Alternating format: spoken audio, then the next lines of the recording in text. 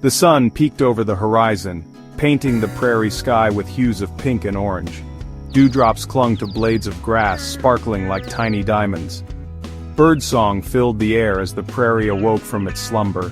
Among the tall grasses, a little brown mouse twitched his nose, his whiskers trembling. He was smaller than the other mice, but his heart was filled with a boundless curiosity.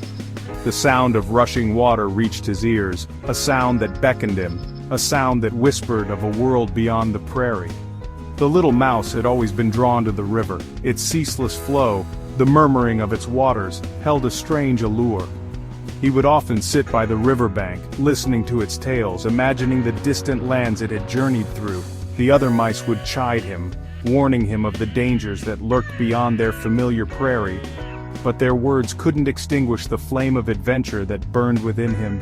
He yearned to see the world, to experience all that lay beyond the swaying grasses of his home.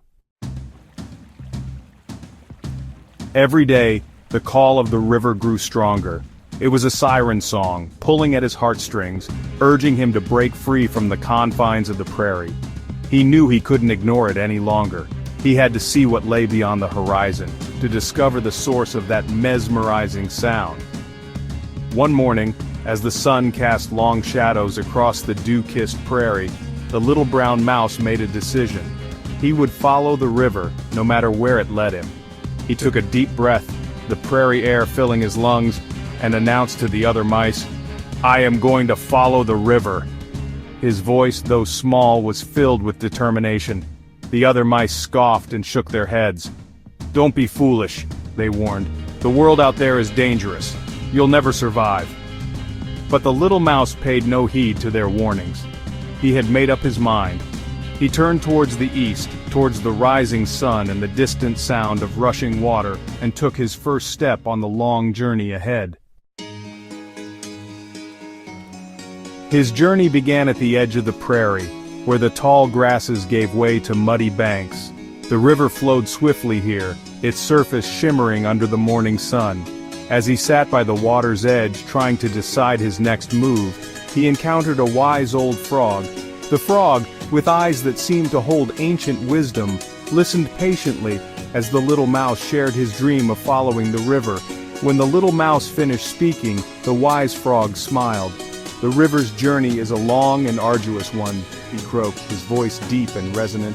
"But if your heart is set on following it, then you must be prepared to face many challenges." The little mouse nodded eagerly, his small chest puffing with determination. He was ready for any challenge as long as it led him closer to the source of the river. "To begin your journey," the frog continued, "you must jump. Jump as high as you can with all your might." The little mouse was confused. "Jump?" he squeaked. "But why? I am a mouse, not a bird. I cannot fly." The frog chuckled, a deep rumble that shook his lily pad. "Not all journeys are made across the land, little one. Sometimes you must leap into the unknown, trust your instincts, and have faith that you will land on solid ground." Taking a deep breath, the little mouse summoned all his courage. He closed his eyes, pictured the rushing river in his mind, and jumped with all his might. He soared through the air, higher than he ever imagined he could. The wind whistled past his ears, and the world spun beneath him. For a moment, he felt a thrill unlike any he had ever known. Then, as quickly as it began, his flight ended. He landed with a soft thud, his heart pounding in his chest. Opening his eyes, he found himself in a strange and unfamiliar landscape. Gone were the lush green grasses and vibrant wildflowers of the prairie. He was surrounded by towering dunes of golden sand, stretching as far as the eye could see. The air was hot and dry, the silence broken only by the occasional whisper of the wind. He was in the desert, a place vastly different from his prairie home. The river, now a narrow stream, snaked its way through the dunes, a silver ribbon glinting under the scorching sun. He had taken the frog's advice. He had leaped into the unknown, and he had landed on solid ground.